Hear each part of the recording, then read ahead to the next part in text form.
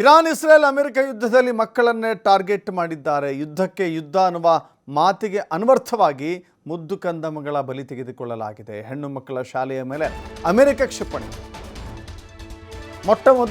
ಯುದ್ಧದ ಮೊಟ್ಟ ಮೊದಲ ದಿನವೇ ಕಮೀನಿಯನ್ನು ಹತ್ಯೆ ಮಾಡಿದ್ರಲ್ಲ, ಆ ಸಂದರ್ಭದಲ್ಲಿ ಹೆಣ್ಣು ಮಕ್ಕಳ ಶಾಲೆಯ ಮೇಲೆ ಕೂಡ ಅಟ್ಯಾಕ್ ಆಗಿತ್ತು.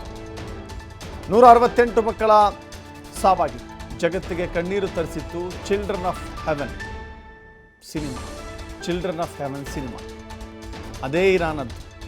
ಕ್ಷಿಪಣಿ ದಾಳಿಯ ಘೋರತೆ ಹೇಗಿತ್ತು ಅಂದರೆ, ತಂದೆ ಮಗಳ ಕೈ ಹಿಡಿದು ಗೋಳಾಡ್ತಾ ಇದ್ದಂಥ ಅತ್ತ ಇವಳು ನಿಮ್ಮ ಮಗಳ ಇಲ್ಲ ನನ್ನ ಮಗಳ ಅಂತ ಹೇಳಿ ಪೋಷಕರು ತಮ್ಮ ಮಕ್ಕಳ ಶವಗಳನ್ನು ಗುರುತಿಸಲು ಪರದಾಡುವಂಥ ಸ್ಥಿತಿ. ಮಗುವಿನ ತಲೆ ಜಜ್ಜಿ ಹೋಗಿತ್ತು. ಪೋಷಕರಿಗೆ ಮಗಳ ಗುರುತು ಹಚ್ಚಲಿಕ್ಕೂ ಸಾಧ್ಯವಾಗಿರಲಿಲ್ಲ. ಶಾಲೆಯಲ್ಲಿದ್ದ ಬಣ್ಣದ ಬಳಪುಗಳು ಕಪ್ಪಾಗಿದ್ದರೆ ಮಕ್ಕಳ ಕೈ ಚಲ್ಲಾಪಿಲ್ಲಿ ಆಗಿತ್ತು. ಮನುಷ್ಯತ್ವವನ್ನೇ ಬಲಿಕೊಟ್ಟ ಇಂಥದ್ದೊಂದು ಘಟನೆ ನಡೆದಿದ್ದು ಕಳೆದ ಭಾನುವಾರ.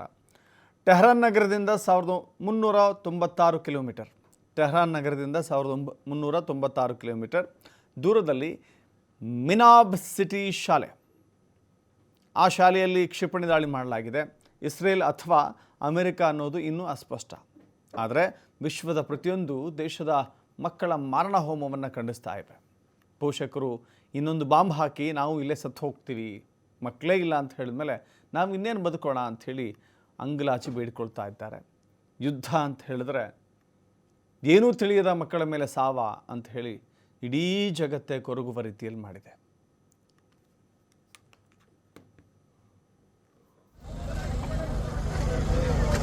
احساس میره که ارادت داشته باهاش واسه شکل.